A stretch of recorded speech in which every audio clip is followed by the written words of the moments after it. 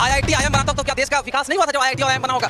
इसको बना रहे थे, कुछ नया बनाने नहीं, इसरो किसने बनाया? आज हम काफी गर्व महसूस करते हैं जब हमारा कोई यहाँ चंद्रमा तक पहुंचता है। लेकिन वो विजन किसका था? वो किस व्यक्ति का विजन था? इसरो किसने बनाया? डीआरडीओ किसने बनाया? आईआईटी किसने बनाया? आईएम किसने बनाया? एम्स किसने बनाया? अगर नेहरू की भी यही दृष्टि होती ना, धर्म धर्म धर्म, तो आज हमारा हाल पाकिस्तान से भी बुरा होता। पाकिस्तान और हमें यही अंतर है कि हमारे पास जो प्रधानमंत्री मिला ना, उसने कहा मंदिर किसे कहा?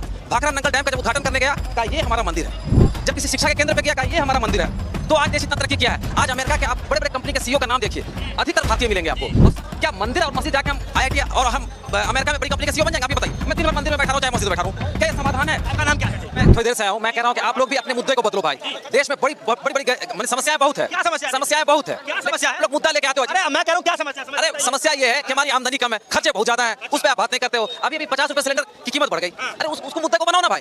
2014 से पहले बेरोजगारी मुद्दा होता था, महिलाओं की सुरक्षा मुद्दा हुआ करता था, महंगाई मुद्दा हुआ करता था। अब ये सब मुद्दाएं मार्केट से गायब है। अरे देखो भाई, कहीं भी किसी भी व्यक्ति की हत्या होती है, किसी भी व्यक्ति की हत्या होती है, कानून है, कानून व्यवस्था, कोर्ट कचहरी है, वो एक्शन लेगा, निश्चित रूप से। चाहे बंगाल में हत्या हुई, उसकी कड़ी से कड़ी निंदा होनी चाहिए, और जो भी इसमें इन्वॉल्व है, जो भी व्यक्ति इन्वॉल्व है, उसको कड़ी से कड़ी सजा मिलनी चाहिए। मोदी जी की सत्ता चल रही है, हाँ। इसमें तो लोग कह रहे हैं कि सबका जो वाहवाही हो रहा है, तो आपको क्यों महंगाई नजर? अरे हमें 850 रुपए सिलेंडर बहुत महंगा लगता है भाई। मोदी जी हमारे यहाँ 450 में दे देते भाई। अच्छे दिन का उन्होंने वादा किया था। क्या अच्छे दिन यही है? हर चीज की कीमतें बढ़ जाएगी, अच्छे दिन है क्या भाई? उस समय 65 भाई, आप जस्टिफाई क्यों कर रहे हैं भाई? अच्छे दिन भी आए हैं और रोजगार की भर्ती भी आई है।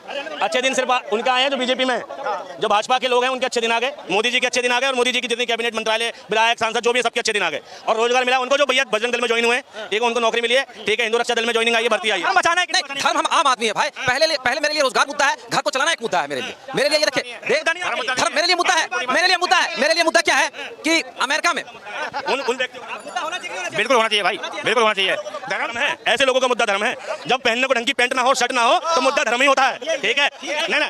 और जब खाने की रोटी के लिए गुरुद्वारे जाते हो ना, ठीक है, तब मुद्दा धर्म ही होता है, ठीक है। जिस व्यक्ति ने दिन भर मांग के खाना, उसका मुद्दा तो धर्म ही रहेगा ना।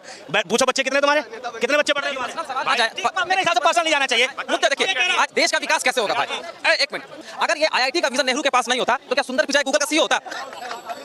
भाई देखिए, आप शिक्षा पे ध्यान केंद्रित, अगर देश को विकसित करना है तो शिक्षा पे ध्यान केंद्रित करें। आईआईटी आईएम जैसा कांसेप्ट लाए, कोई नया कांसेप्ट लाए। सरकार बना तो रही है, नया कांसेप्ट क्या नया कांसेप्ट लाए?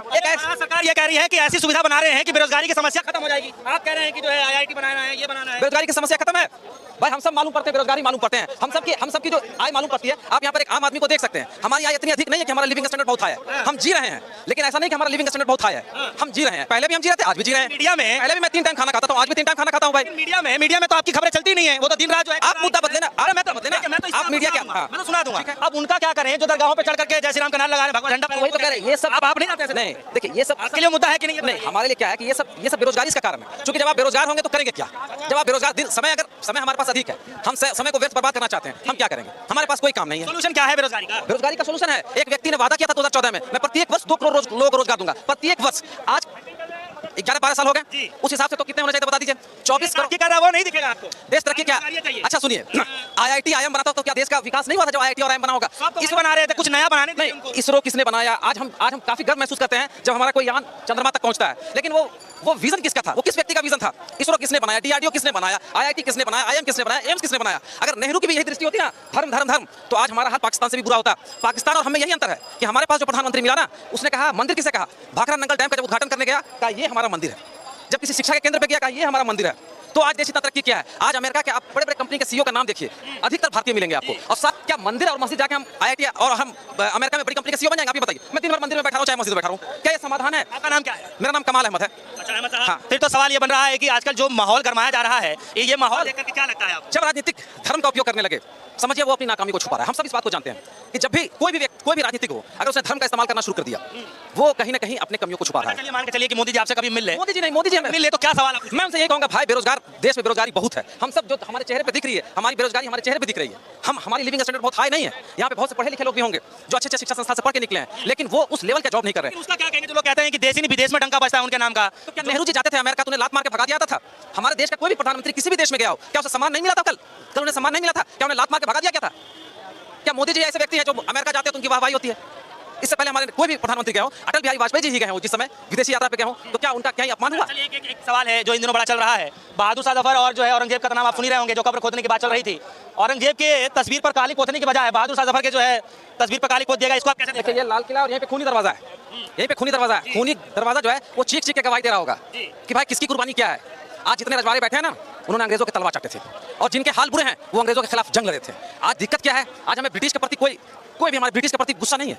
जलियांवाला बाग कांड और भारतीयों के साथ किस तरह व्यवहार करते थे, Indians and dogs are not allowed, और हमारे बड़े बड़े क्रांतिकारियों को जिसने फांसी पर चढ़ा दिया। भाई हमारे अंदर उनके खिलाफ जरा भी गुस्सा नहीं है, लेकिन गुस्सा किसके खिलाफ है, ताजमहल बनाने वाले के खिलाफ। ताजमहल एक ऐसा, आप कह सकते हैं, एक ऐसी आकृति थी। इस देश का नाम कुछ दिन पहले तक भारत को ताजमहल के नाम से जाना था, कि भारत वही देश जहाँ ताजमहल है। उसके बाद सचिन आए, उसके बाद आईटी आया, मैंने सचिन तेंदुलकर आए, आईटी फील्ड आया, और मैंने बहुत सी चीज़ उसके बाद आए। लेकिन एक समय था जब देश गर्व करता था कि हम उसी देश के हैं जहाँ ताजमहल है। ताजमहल पूरे विश्व में जाना था। जब यहाँ पे बिल क्लिंटन आए थे ना, बिल क्लिंटन जब इस देश में आए थे, तो उन्होंने एक स्टेटमेंट दिया था, मैं बहुत छोटा था। उन्होंने कहा था कि हमारे अमेरिका में एक पोएट है जिसने दुनिया के लोगों को दो हिस्से में बांटा है, एक हिस्सा जिसने ताजमहल को देखा और एक हिस्सा जिसने ताजमहल को नहीं देखा है। तो आज मैं उस हिस्से में शामिल हो गया जिसने ताजमहल को देखा है। तो भाई अगर आपको जो कहना हो, मोदी जी के इस कार्यकाल को 10 में से कितना नंबर आप देना चाहते हैं? 10 में क्या है भाई, बेरोजगारी जितना काम उन्होंने किया है, जैसे बताते हैं कि सड़कें बनवा दिया, जो है लाखों लोगों को जो है वो राशन पहुंचा रहे हैं, घर घर जो है शौचालय बनवा दिए। मोदी जी ने जो वादा किया था, उस वादे पे कहां तक खड़े उतरे हैं? क्या प्रत्येक वर्ष 2 करोड़ रोजगार लोगों को नंबर देंगे 10 में से? मैं 10 में, आप ही दे दो ना। क्या प्रत्येक वर्ष 2 करोड़ रोजगार दिया उन्होंने? क्या उन्होंने, देखिए उनके एक नेताजी ने कहा था कि काला धन विदेश में इतना है कि अगर अपने देश में ले आए तो प्रत्येक व्यक्ति के अकाउंट में 15-15 लाख दिया सकता है। हमारे अकाउंट में तो आज तक 1 रुपया नहीं आया।